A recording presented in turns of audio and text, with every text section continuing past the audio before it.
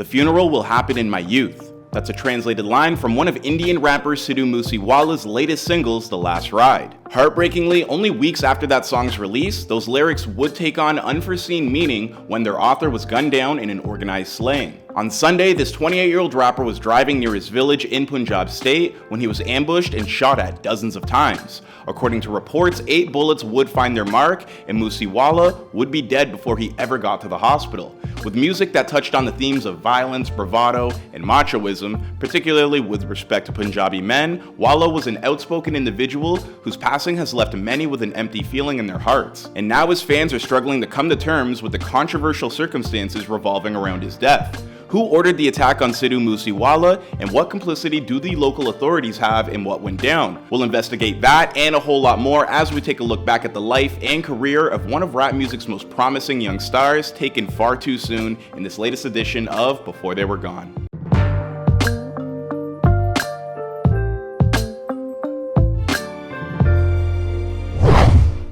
Sidhu Moose Wala was born Shubdeep Singh Sidhu on June 11, 1993 to a Sikh family in a small village known as Moose in the Mansa district of Punjab, India. Not a whole lot is known about this man's childhood, but as a young man, he studied electrical engineering at Guru Nanak Dev Engineering College in Ludhiana, where he went on to earn his degree. My apologies for that pronunciation. Soon afterwards, he began to travel abroad, landing in Brampton, Ontario in 2016. That's where his life and career really began to take off. Having been an avid fan of hip-hop since the 6th grade, Moose Wala was influenced heavily by listening to his favorite rapper, Tupac Shakur, before then developing his skills at the musical academy known as Harvinder B2 in Louisiana. Upon arriving in Canada, Moose Wala would begin to put those skills into action, kicking off his career by writing the lyrics to the Punjabi artist known as Ninja's hit song, License. Following his first real taste of the music industry, Moose Wala introduced the world to his own voice with his debut single, G-Wagon, in 2017. But he wouldn't truly break through and garner international attention until he dropped So High, a collaboration with Toronto-based music producer Big Bird. Drawing heavily from his aforementioned love for gangster rap, Moose Wala's music heavily involved all the mainstays, talking about fast cars, gritty opulence, and yes, a whole bunch of gun violence. To many, his music offered a type of commentary on the dark underbelly of the rural heartland from which he emerged, something that few other Punjabi artists were willing to broach. He became especially popular among the Indian and Punjabi diaspora in countries like the UK and of course Canada. As such, most of his songs do have English titles, even though the songs themselves are largely performed in Punjabi. As his career exploded, he became lauded for his slick music videos and his 2018 debut album, PBX1, which would make it all the way onto Canada's Billboard Albums chart. At the same time he was blowing up in his adopted country of Canada, back home his voice would blare from DJ turntables all throughout Delhi and even to rural India when he was especially prevalent on nearly every possible radio channel broadcast in Punjab. As he'd continue to release a string of projects with titles like Snitches Get Stitches, Moose Tape, and No Name, his star would explode in faraway places like the UK, where he was named one of the best new artists of 2020 by The Guardian. But Moose Wala wasn't only content to settle for a career in hip-hop. To begin with, he made his acting debut for Punjabi cinema with the film Yes I Am a Student, which was produced by his own production company known as Jat Life Studios. He would subsequently go on to star in a few other films, most notably the action picture Musa Jat. With his celebrity continuing to increase day by day, Moose Wala decided his next step would be to throw his hand into the ring for public office by joining India's Congress Party and running in the state's assembly elections. At the time he stated, "I am not entering politics for status or to earn praise. I want to become a part of the system to transform it.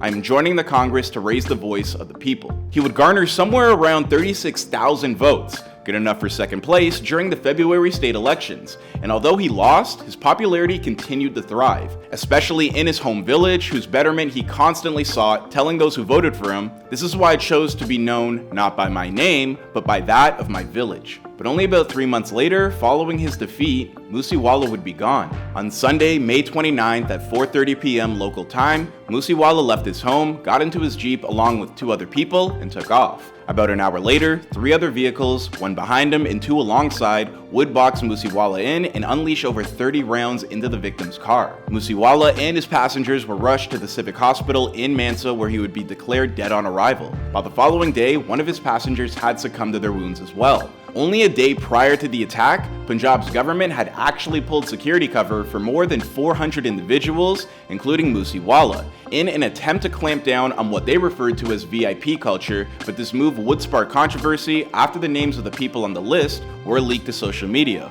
with some pointing out that this naturally could have led to an increased threat on their lives. In the hours following the attack, a Canada-based gangster known as Goldie Brer, an alleged member of the Bishoni gang led by Lawrence Bishoni, would claim responsibility for what happened. This would lead the local authorities to believe the murder was a result of a rivalry between Moose Wala and this organized crime group. In a statement to Facebook, Goldie Brer would write, "Moose Wala was working against us. Delhi police had taken his name, but Moose Wala used his political power and saved his skin each time." Moose Wala's family has denied these accusations and taken issue with the Delhi police pursuing this line of investigation, suggesting that the police are just not doing their job properly by simply latching onto this claim.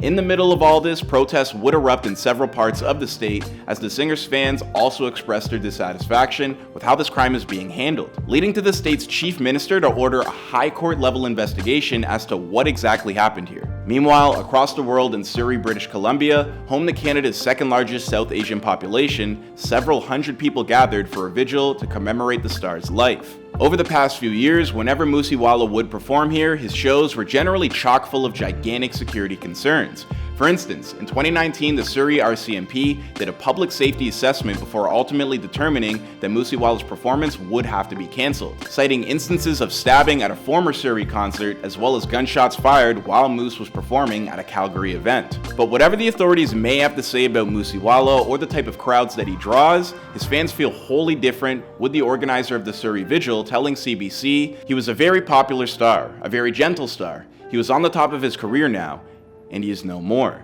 So that's a very heartbreaking thing. His fans aren't the only ones laminating this loss either, as Moose Wala is also being grieved by his fellow artists like Canadian Indian hitmaker Nav, who shared a recent conversation he had with Wala upon hearing about his death. Even Drake paid tribute to the fallen artist with a post to his IG stories, sharing the simple sentiment, "R.I.P. Moose." It remains to be seen what the investigation into his death will uncover, but stay tuned to our news feeds to find out more as it breaks. As for right now, we simply want to offer our condolences to Moose Wala's family and his millions of fans. And I mean, obviously we do film these videos in Toronto, which is not that far away from Brampton, and I personally do know people that were affected by this tragedy, so, it really is an awful thing.